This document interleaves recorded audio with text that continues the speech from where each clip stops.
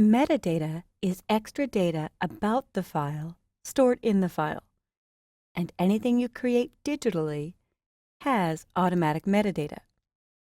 If I select the first image in this folder and hit the Metadata Panel, or in Bridge, choose Window and Metadata Panel, I can scroll to the very top and see the file name, the file type, date created and modified, file size, and width and height in pixels, and then in inches. Also resolution, bit depth, color space, if there's a color profile. And if I scroll down a little bit to IPTC Core, that actually stands for International Press Telecommunications Council, but it's a standards body that was developed in the early 1990s, and it's a way to add custom information to your images. So we can see that I applied metadata to all the images I created with my name as the creator, my job title, city and state, contact information. But you could get more specific. One of the very important things that a lot of photographers use is keywords. If I hold down Shift and select all three of these images, it's likely that they should have the same metadata. So in the keywords, I might put cat, and a semicolon separates each keyword. Keywords are searchable information.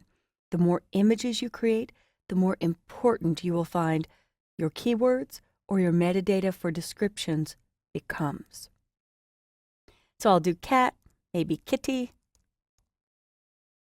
window, sleep, and I'll press return or enter, and that would add a line. That's my habit.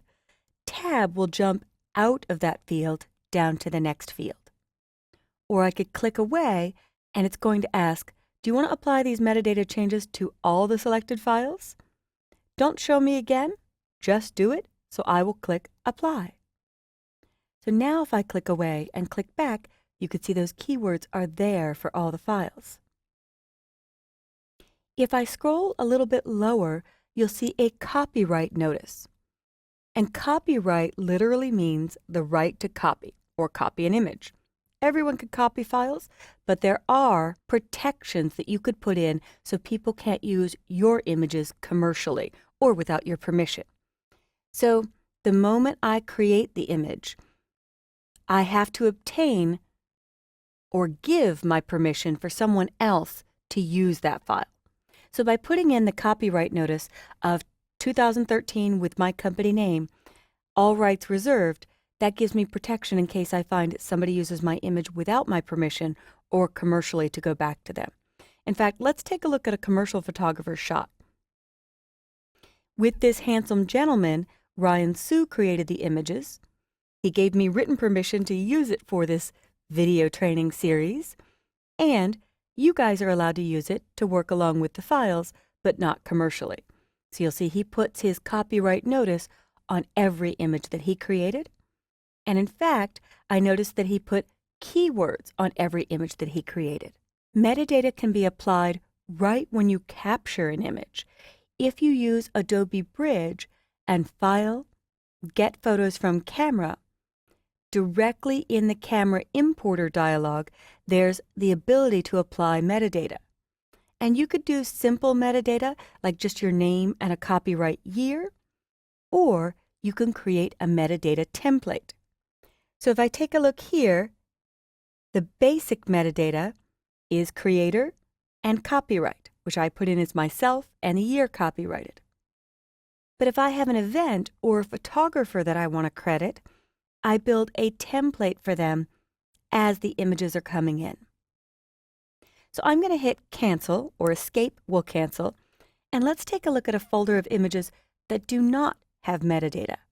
So in this New Orleans folder, I'd like to put some keywords about these shots and a copyright of me being the photographer.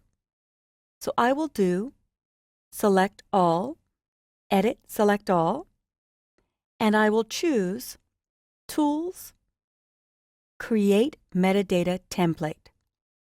And so I do this before I import batches of images, whether it be from a high-end camera or my iPhone or a smartphone. So I'll name this New Orleans. And I'll check everything in the IPTC core. I am the creator of these. I could put my job title.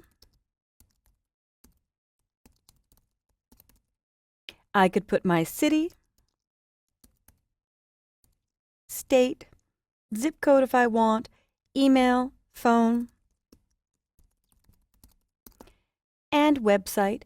But what's most important for me is probably the keywords. I may also search for creator to find in a folder of images files that I created. But in keywords, this will be New Orleans or New Orleans. I will add Louisiana in there. I may add Mardi Gras, 2013, and any other relevant information that I would think would be worth adding, things that I might search for. So maybe party. And notice I have a habit of doing commas between my keywords. That's okay too. If I press Tab when I create this template, Bridge will replace those with semicolons. Both are actually acceptable delimiters or separators for each of the keywords. So now I could put myself in as description writer. I may not want to write in date created because each will have their own date created, and I don't want to overwrite that information. For the description, I will type New Orleans, 2013. And I've actually noticed that the copyright information is read by Facebook. I haven't seen it grab the description information, but Adobe InDesign can read individual descriptions and use it to help you build contact sheets with the descriptions automatically there. Or if you're a news photographer, it could be the caption for a photo that goes in a newspaper or in a magazine. So I will finish this off with USA. I could put the location, New Orleans. I'll just copy Louisiana so I don't have to spell it again. And I will finish it off with copyright notice. This is copyrighted, and I will do 2013, Kelly McCatherine, all rights reserved.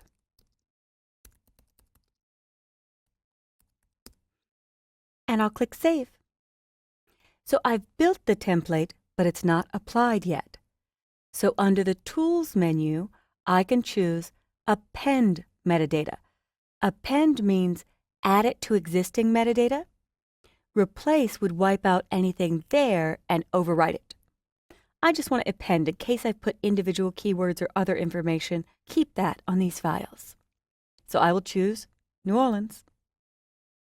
And when I click on an individual image, now I see the keywords, it's fully searchable.